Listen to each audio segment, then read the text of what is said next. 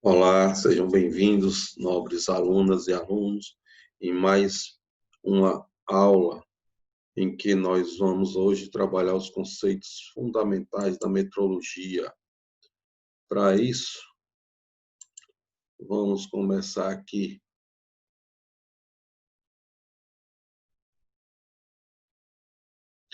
Medição, conjunto de operações automáticas ou não, que tem por objetivo determinar um valor de uma grandeza. É aplicável a ensaios, testes, análises ou processos equivalentes. Medir é comparar uma dada grandeza com outra da mesma espécie, tomada como unidade, tá certo? Tomada como referência. Então, medir é comparar uma grandeza com outra, só que elas têm que ser da mesma espécie. Não adianta eu querer medir ângulo com comprimento. A gente tem que ser da mesma espécie, esse padrão que a gente vai usar como referência. Mensurando. Mensurando é o objeto da medição, o que a gente vai medir. Se a gente tem uma régua, vai medir um lápis, o mensurando é o lápis, certo? O padrão é a régua. Grandeza específica submetida à medição. Como eu digo, na hora que você vai comprar pão, que bota na balança, o pão passa a ser o mensurando, que está sendo, o pacote de pão está sendo o que está sendo medido. Mensurando é aquele que determinado instrumento está designado a medir, tá certo? Pode ser uma peça, um parafuso, um equipamento, e aí a gente vai ter essa possibilidade de medir. Incerteza da medição indica genericamente a presença de erros em seus resultados. Portanto, o resultado real ou correto deve situar-se dentro de uma faixa delimitada pela incerteza. Nós não temos como garantir exatamente aquela medição. A gente vai ter que dizer que o valor a gente medido vai estar dentro de uma gama, de uma faixa, que é exatamente essa incerteza.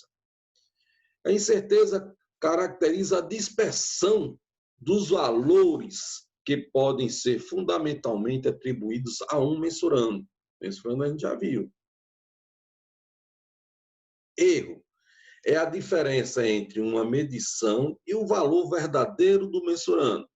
Uma vez que o valor verdadeiro não pode ser determinado, utiliza-se na prática um valor verdadeiro convencional, porque a gente, por melhor que seja o equipamento, as medições e tudo, nunca a gente vai ter a certeza exata. A gente vai ter, como já disse, a incerteza vai ter que ter uma diferençazinha, uma faixa.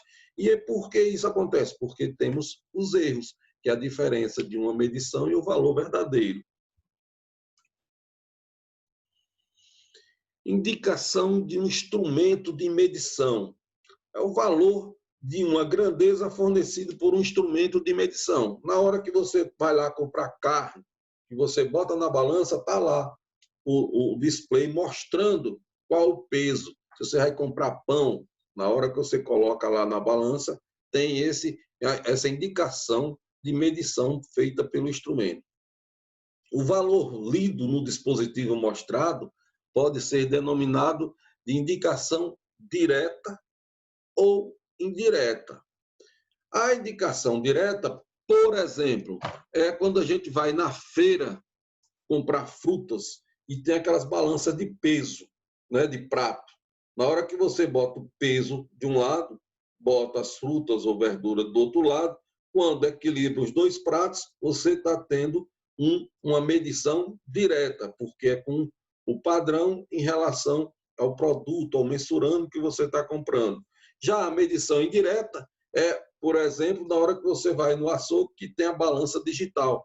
Na balança digital, você vai colocar o peso, no caso, a carne, e a carne vai gerar uma pressão sobre um piezoelétrico que vai gerar uma corrente elétrica e, proporcional ao peso, ela diz quanto é que é o valor da medição da carne. Então, já é uma medição indireta.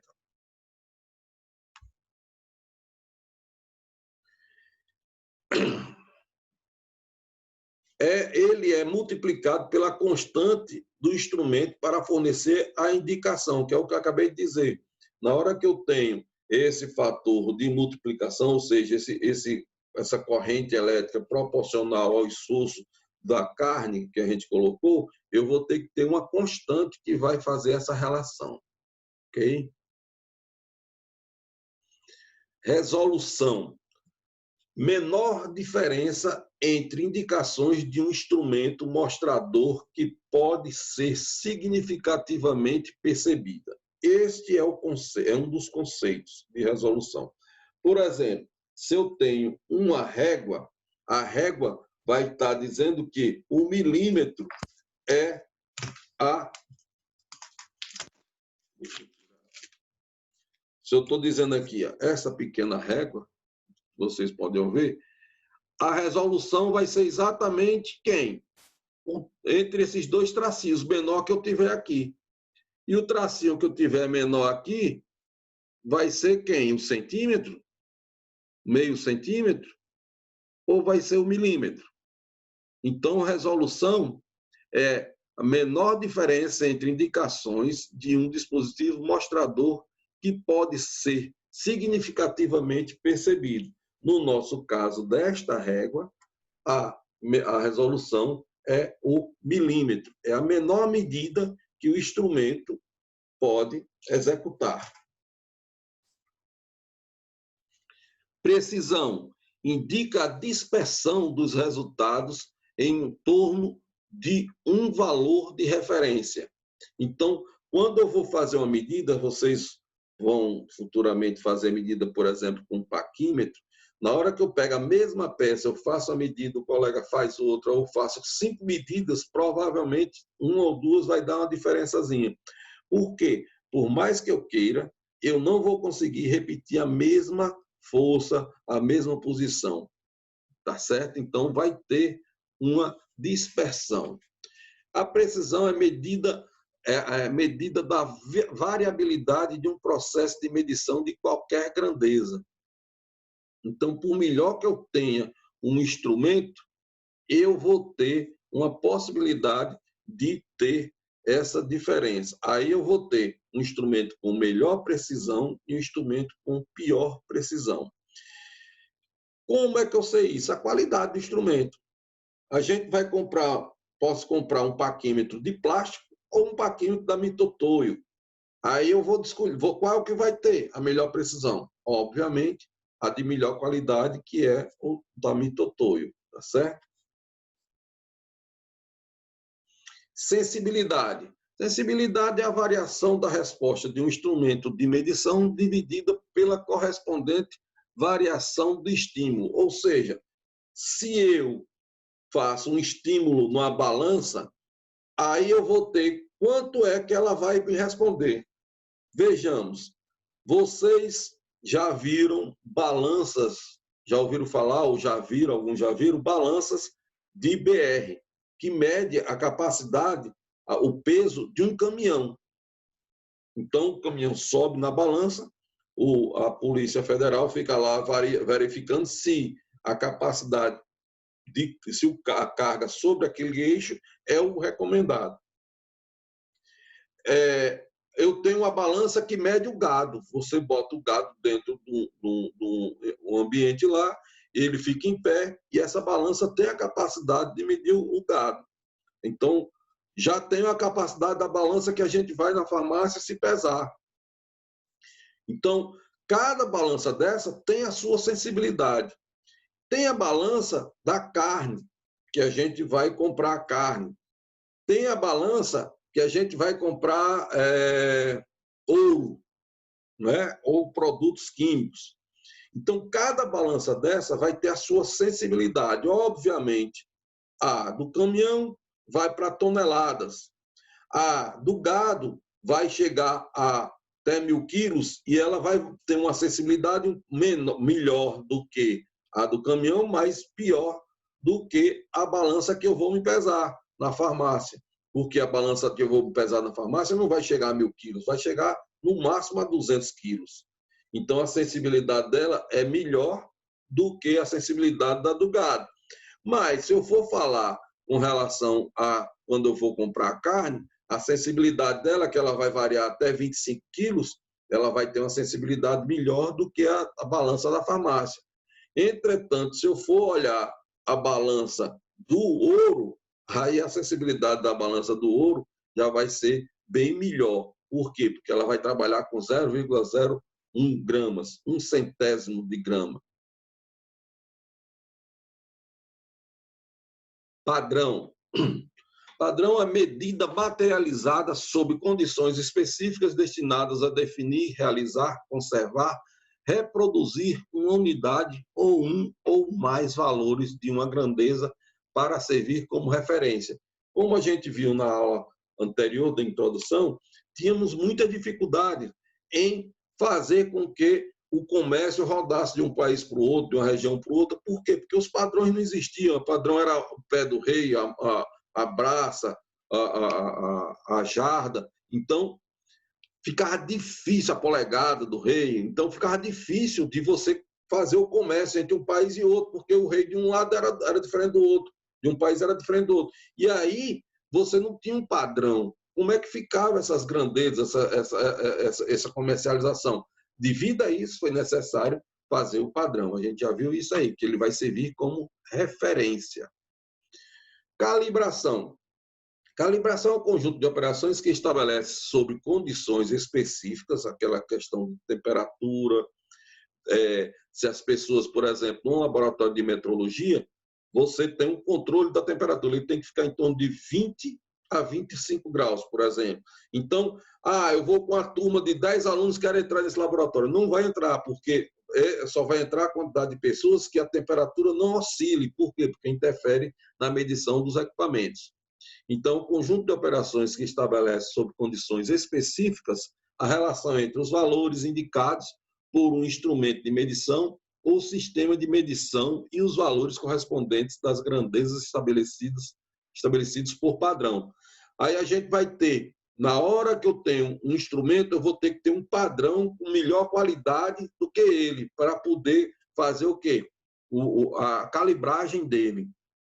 Então, se eu tenho o paquímetro, eu vou ter lá um bloco que é a qualidade melhor do paquímetro para que eu vou aferir esse paquímetro e depois certificar. O micrômetro, os micrômetros também vão precisar desses blocos padrões.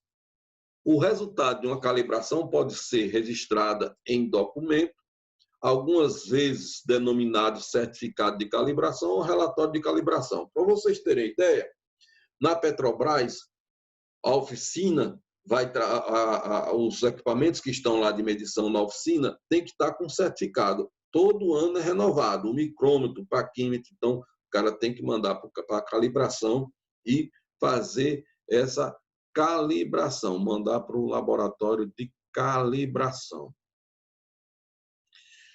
Principais fontes de erros na medição são variação de temperatura, como eu acabei de dar o exemplo, né? Se você está no laboratório de metrologia e essa temperatura varia de 20 a 40 graus, 35 graus, essa temperatura faz com que o instrumento mude a sua dimensão. E daí a medida fica errada, para vocês terem ideia. Na hora que o operador pega no instrumento, dependendo de como ele pega, se ele está com a mão sem luva, quente, ele vai também fazer com que esse instrumento possa mudar de tamanho. Depende da aplicação que você vai exigir essa tolerância de erro. Então, forças aplicadas na medição. Na hora que o operador está aplicando uma força, essa força pode ser tão grande que vai mascarar o resultado ou muito pequena que não vai dar a pressão suficiente para fazer a medida correta. Então, a força também na medição, aplicada na medição vai interferir. Formato da peça. Se eu tenho uma peça toda desengonçada, toda esquisita, quando eu for fazer uma medição, vai ficar difícil eu chegar a uma determinação da medição correta. Então, o formato da peça é também fonte de erro. Forma do contato. Se o operador não tiver experiência e não colocar o contato corretamente do equipamento, do paquímetro, do micômetro, ele vai ter erro também. Além do estado de conservação, sem sombra de dúvida. A gente acabou de falar que tem a certificação dos instrumentos. Então, se eu tenho um instrumento velho, que cai no chão, que é danificado, que tem folga, com certeza vai dar problema e vai gerar erros. A habilidade do operador, sem sombra de dúvida, se o operador não tiver uma boa habilidade, ele vai cometer erros e erros acumulativos. Então, eu tenho que ter habilidade na hora de fazer as medições, sim. Paralaxe é um erro que, devido ao posicionamento do operador, o operador está de frente para o instrumento ou pode estar na lateral. Se eu estiver na lateral, a minha visão é diferente de quem está de frente. Então, erro de paralelismo. Por isso é chamado um erro de paralaxe. Então, o que é que acontece aqui? Esses conceitos, juntamente com esses erros, com os conceitos que a gente acabou de falar, vocês vão responder o quiz. E esse quiz vai estar relacionado também a esses conceitos. Por isso que é importante vocês estudarem, tirarem as dúvidas para poder responder. Vamos agora entrar nos erros de arredondamento. Originam-se do fato de se ter só um número fixo de algarismos significativos durante o cálculo. Então, o que é que acontece? É interessante a gente adotar duas casas após a vírgula, em vez de só um número significativo. O último dígito retido é arredondado para cima se o primeiro dígito descartado for maior ou igual a 5. Caso contrário, o último dígito retido não será mudado. Vamos ver o que é isso. Se eu não quero arredondar para duas casas decimais, eu vou me preocupar com a terceira casa decimal. Se eu tenho aqui duas casas, eu vou olhar para a terceira casa decimal. E vou perguntar, é maior ou igual a 5? Se a resposta for sim, eu somo 1 aqui. Se a resposta for não, eu deixo do jeito que está. Então, 2 é maior ou igual a 5? Não. Então, esquece tudo aqui, fica 5,67. Se é 10,406, eu quero duas casas decimais. Vou olhar para a terceira e pergunto, é maior ou igual a 5? Sim. Então, eu acrescento 1 aqui. Ficou 10,41. 7,525. Eu vou olhar a terceira casa decimal e perguntar, é maior ou igual a 5? Sim. Então, acrescento aqui. Ficou 7,53.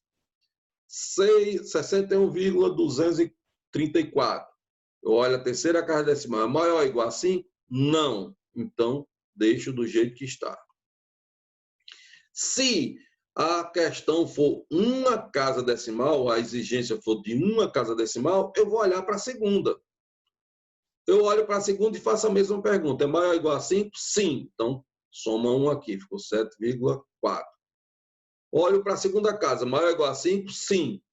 Acrescenta 1 aqui. Vou olhar para a segunda casa decimal. 4 é maior ou igual a 5? Não. Então, fica 34,5. Olho para a segunda casa decimal. 4 é maior ou igual a 5? Não. Então, fica 2,8. É assim o procedimento de arredondamento. Obviamente, se o cara disser, rapaz, o meu cálculo eu preciso de 3 casas decimais. Então, eu vou olhar para a quarta casa decimal. Agora, a gente vai parar aqui. Daqui a pouco, a gente vai fazer uma revisão de números decimais. Até breve.